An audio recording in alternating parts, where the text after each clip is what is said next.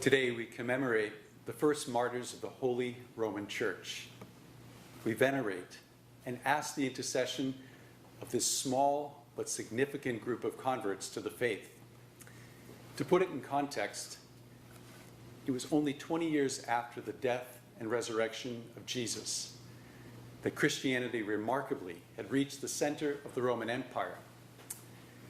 Then in July of the year 64, a devastating fire broke out and in the summer heat destroyed 2/3 of the city. The Emperor Nero, who some claimed was behind the fire, falsely accused the Christians. He had them arrested, interrogated, and then murdered as scapegoats. But it was Tertullian's famous saying that poignantly conveys the effect of their courageous faith when he wrote, "The blood of the martyrs is the seed of the church." Thankfully, most of us will not become martyrs. However, this doesn't mean that we're not called to live out our faith courageously. Sometimes this means being able to face the justice of God when we turn away from him, as we heard in our first reading from the prophet Amos. Or perhaps it's that God is calling us to remind people of his desire for us to live holy lives, to live out our baptismal call as prophets in our time.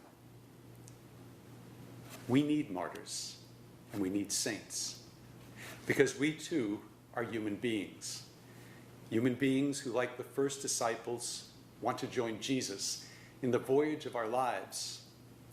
But when the turbulent waves of life come, it's then that we realize we are no match alone. It's in these moments of crisis that the witness of faithful Christians remind us of what we are capable of when we turn to Jesus.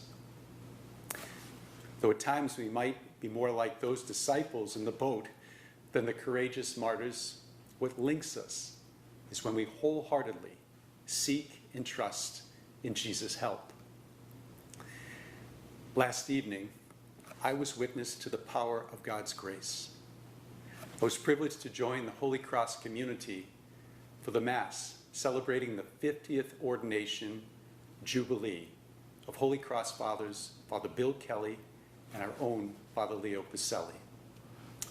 As part of the liturgy, 5 Holy Cross seminarians renewed their religious vows of poverty, chastity, and obedience. This group included our own Andrew Fritz, Luke Donahue, and Nicholas Guiney. Men who have shared their considerable talents and faith with us and you who have joined us for the Rosary and Mass this summer. In his homily, Father Leo used the metaphor of his bookcase and bookends to describe, on one hand, he and Father Kelly being at one end of the bookcase, and the young Holy Cross seminarians at the other, but united in their faith. What God reminded me as I thought about the first martyrs of the Holy Roman Church and these men of Holy Cross is that it's God's faithfulness through time that allows us to not only weather the storms, but to quote Blessed Basil Moreau, to make God known, loved, and served for the salvation of souls.